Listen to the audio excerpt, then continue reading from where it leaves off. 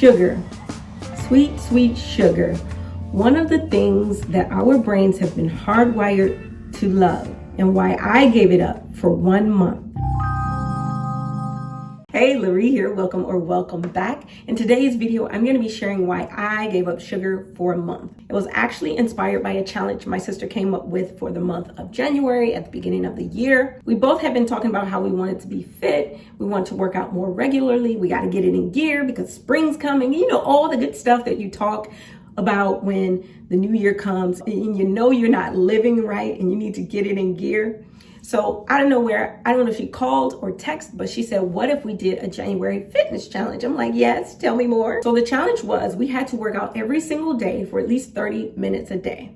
No problem. Got in on the challenge, we worked out, we were in a group text and we just update each other every day. We take a screenshot of our progress, whether we were walking or exercising, going to the gym. So right at the end of the challenge, I was in the kitchen chatting with my husband and telling him, okay, so when this challenge ends in a few days, I don't know what I'm gonna get into. I'm gonna keep exercising, but I kind of wanna do something else.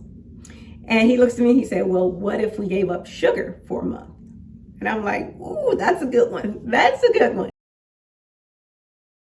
So we decided to give up sugar for the entire month of February. Not only did we give up sugar, we also gave up simple carbs. So no bread, no donuts, no chocolate, no wine, no cocktails, no potato chips.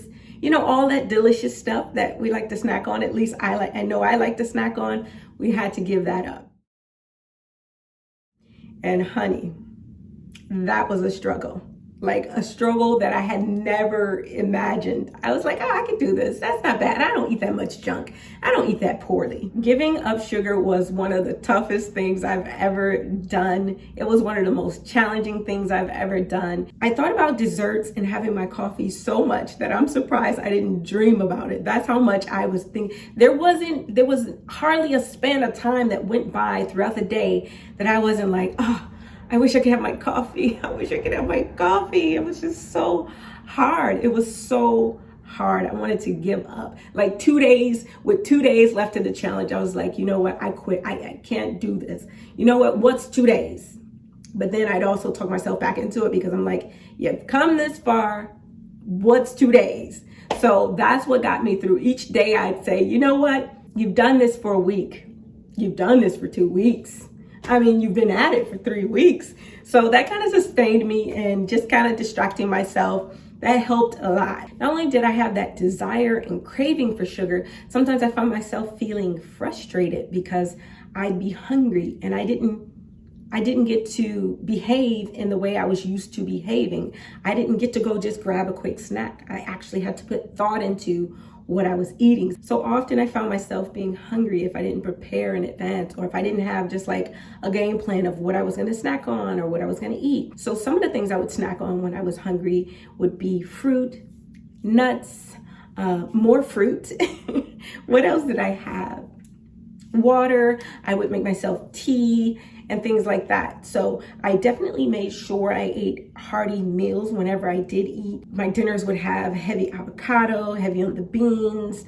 I am not a huge dairy person, so I didn't add a lot of dairy, but definitely for breakfast, I'd have like scrambled eggs, sometimes with cheese, mostly without, but I'd have it with cheese, and I'd allow myself hash browns because during this challenge, we were allowed potatoes and rice. Again, I'm not a huge rice person. So what I found I do is I'd have hash browns with the eggs, or eggs and fruit, or eggs, fruit, and hash browns. That was some of my go-to breakfast. I also incorporated green juices. And for dinner, I went for hearty meals. I still ate my salads, but whenever I felt particularly hungry or just like I was not satisfied, I just had this feeling that something was missing. Of course, like all the sweet stuff is what was missing, but it made me always feel like I was on the verge of like, I need to eat something. I'm hungry. Like I'm not quite satisfied. I couldn't quite put my thumb on it. But in time that subsided, but I definitely experienced a lot of hunger during this challenge.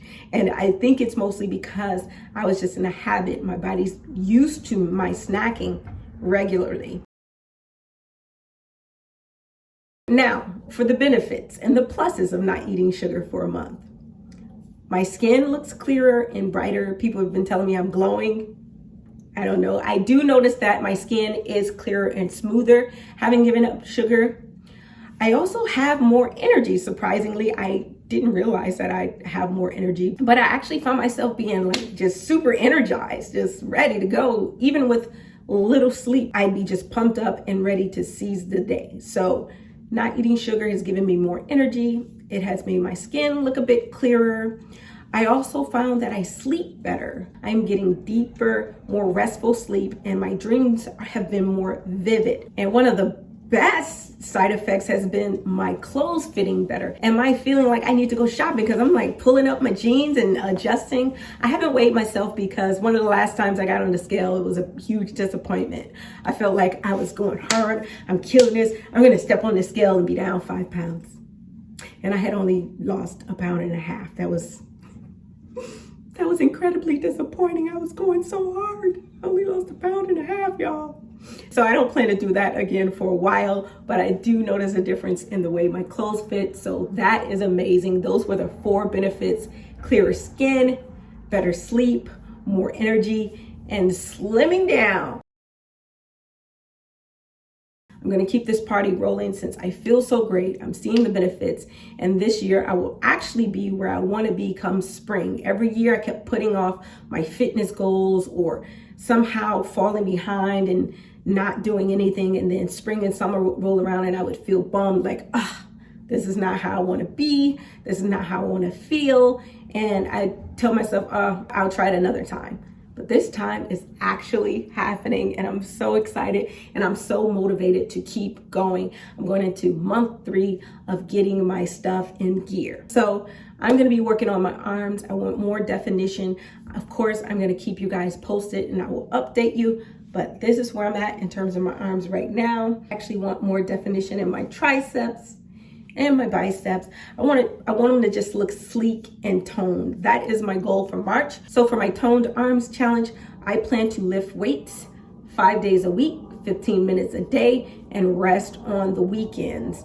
So on to the arm challenge. Wish me luck.